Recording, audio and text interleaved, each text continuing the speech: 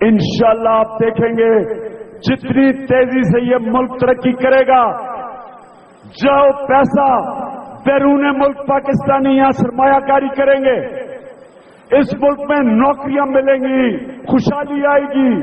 नैब को मजबूत करेंगे, आजाद करेंगे, एफबीआर को ठीक करेंगे, एससीसीपी को ठीक करेंगे। ने पाकिस्तान को वो पाकिस्तान बनाना है जो इलामा इकबाल का नजरिया था और कायदे आजम की ख्वाब थी। इस्लामी फलाई रियासत।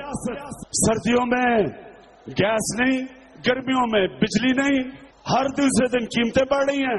IMF कहेगी हमें पैसा चाहिए, पैसे की वजह से आपके ऊपर चीजें महंगी की जाएंगी, पेट्रोल पे टैक्स, बिजली पे टैक्स, गैस पे टैक्स, आप टैक्स देंगे, चीजें महंगी हो जाएंगी, आपकी फैक्ट्रियां मुकाबला नहीं कर सकेंगी, बाहर की फैक्ट्रियों का एक्सपोर्ट्स गिरनी शुरू हो जाएंगी, जो गिर रही हैं, कौम गरीब हो जाएगी। इंशाअल्लाह मैं आपको साबित करके दिखाऊंगा कि ये पहली गवर्नमेंट आएगी जो किसी किस्म की पॉलिटिकल विक्टिमाइजेशन नहीं करेगी।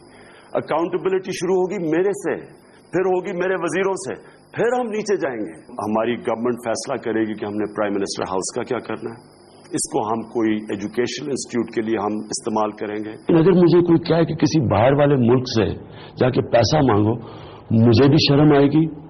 और आपके लिए कितना बुरा होगा कि जब एक मुल्क का सरबराह पैसे मांगता है तो सारे मुल्क की इज्जत चली जाती है। 50 लाख घर बनाने हैं, सस्ते घर 5 सालों के अंदर।